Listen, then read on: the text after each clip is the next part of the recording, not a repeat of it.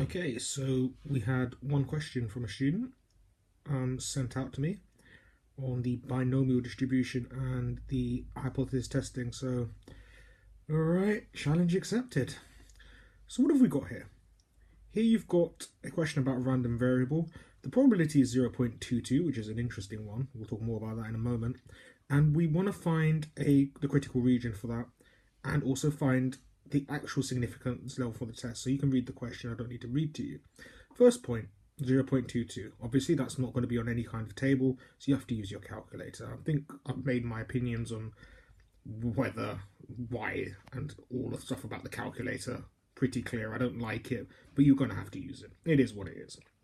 The annoying thing is, it's actually it's almost like they've made those questions in the book in order to kind of push you to buy the calculator. So yeah, I'm not entirely kind of enthralled with this use of technology kind of business.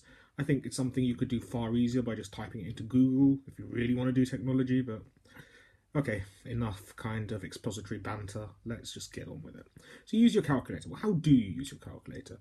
You need to go to the distribution, and you can get that by going into your mode, your distribution, and using the list. Okay, and then it gives you kind of a blank table. What you should do then is just type in all the numbers you think you're going to need. So when I did it from 0 to 10. I did 0, 1, 2, 3, 4, 5, 6, 7, 8, 9, 10. I would film this, but it really just doesn't come out. So go to mode, go to distribution, click down, and the one you want is binomial CF, cumulative, CD, cumulative distribution. You don't want just the normal binomial.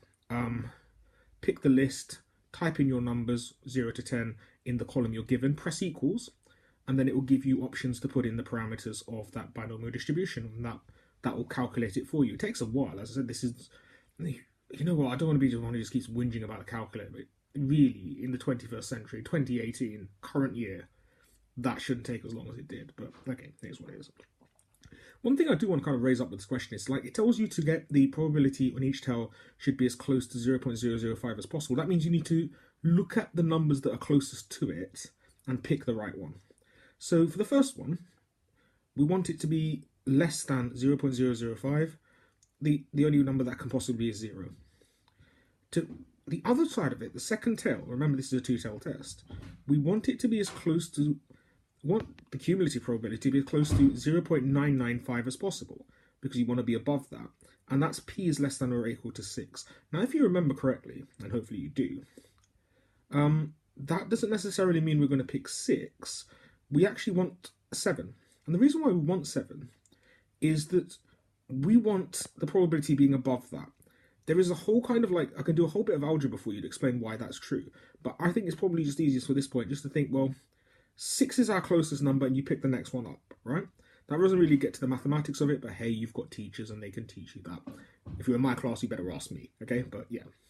So where is our kind of critical region? When x is equal to 0 and between 7 to 10 inclusive. The other thing they ask you to do is find out this actual significance level business, and that all you need to do for that is work out the probability of being less than or equal to 0 or being more than or equal to 7 and add them up. Not rocket science. The biggest thing I think you can take from this is how to use your calculator to do it. So recap that again, go to mode, go to distribution, pick binomial CD, cumulative distribution, type in the numbers that you feel you're going to need. So I did it all the way from 0 to 10. There's 10 trials on this. I went all 10. Press equals. It will give you a chance to input parameters. Then it will create the table for you. You could not do this on a set of tables. And they will make the question so you can't do this, even if it's not even like an exam. Obviously, an exam you wouldn't have tables at all, but even like in the textbook, they have deliberately done this. So you do have to master this calculator skill. And I do recommend that you actually try this and see if you agree with me.